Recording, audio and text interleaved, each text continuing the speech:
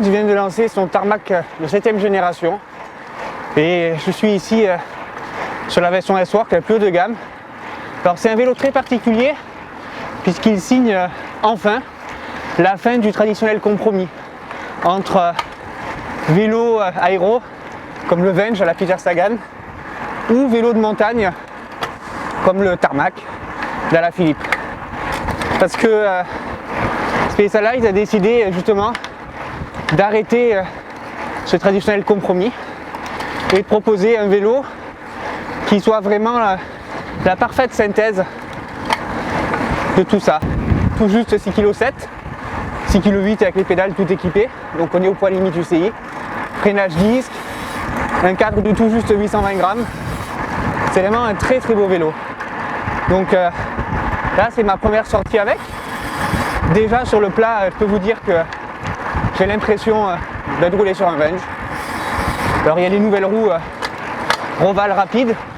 La jante avant est 51 mm de profil. La jante derrière 60. C'est la première fois aussi que Roval adopte un profil différencié entre l'avant et l'arrière. Et tout ça, ça donne vraiment un comportement très très réactif au vélo. En fait, j'ai l'impression de rouler sur un Venge, mais facile, avec la facilité et la légèreté du tarmac. Ça, c'est vraiment impressionnant. Ensuite, le confort. Là aussi, encore une fois, rien à voir avec le Venge qui était un peu tape-cul pour certains. On retrouve là toutes les qualités du précédent tarmac. Pour vous donner quelques spécificités techniques sur ce nouveau vélo, c'est le retour premièrement au traditionnel boîtier de pédalier fileté. Alors certains diront que c'est un retour en arrière, moi je trouve pas. D'ailleurs je partage le même avis que la plupart des mécanos des équipes pro. C'est un grand plus au niveau de la fiabilité, au niveau de l'entretien, au niveau de la maintenance et c'est bien je trouve. Ensuite le passage des gaines, comme vous le voyez, tout est intégré à la manière du Venge, mais c'est une première pour le tarmac. Alors on retrouve le poste de pilotage Aerofly 2 avec une toute nouvelle potence et en fait toutes les gaines cheminent au devant de la douille de direction, passent dans le cadre. Alors la direction reste très fluide. Specialized annonce que la maintenance est facilitée. C'est très ergonomique et je peux vous dire que c'est vraiment l'un des meilleurs combos carbone du marché et surtout ça reste entièrement réglable. Alors au niveau du contrôle du vélo, lorsque ça roule très vite dans les descentes, tout à l'heure j'ai pu faire un peu de derrière voiture aux alentours de 60 km/h, le vélo ne bouge absolument pas. La roue avant est super bien étudiée, j'entends par là qu'elle est très large, sa forme diffère beaucoup de la jante arrière et ça se ressent au niveau de la sensibilité au vent latéral, elle est quasi inexistante et pour ce type de profil, je le répète, 51 mm, c'est surprenant. Ça en aidera plus d'un dans les descentes de col. Je vous dis aussi quelques mots par rapport à ces roues. Une autre donnée technique intéressante, c'est que Specialized a choisi, à contrario de la mode, de ne pas retenir le tubeless pour ces roues-là. C'est uniquement du pneu classique à chambre à air. Ça s'explique par le fait que la jante avant est munie de crochets creux, donc ça allège beaucoup la jante, c'est bien pour le rendement.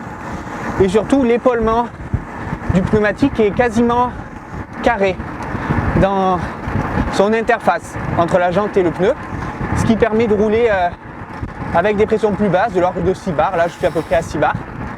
Et donc le pneu vient appuyer littéralement sur la jante. On n'a pas de perte de rendement, même aux basses pressions. C'est très sensible et ça permet de gagner en confort sans perdre en rendement. C'est assez inédit.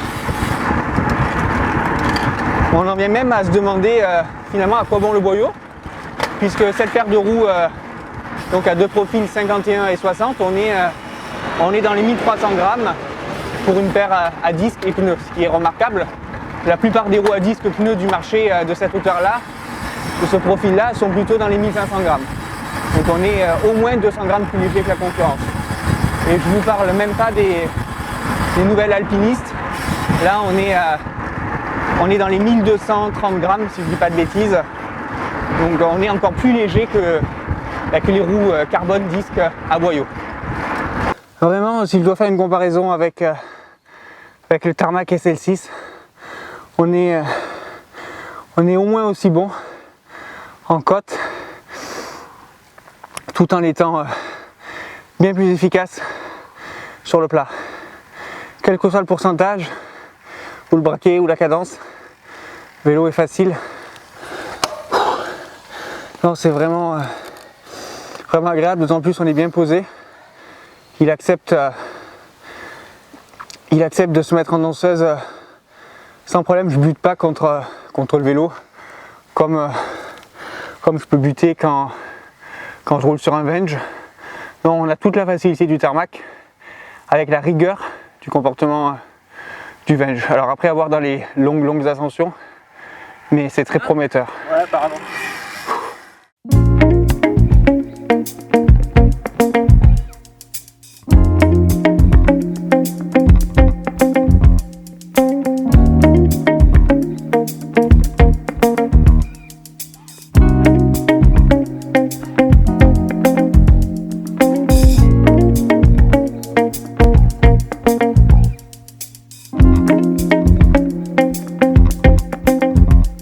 Les gens de chez Special Life, ils font bien leur job. Ça va, je dis pas de conneries? Bon, ça va.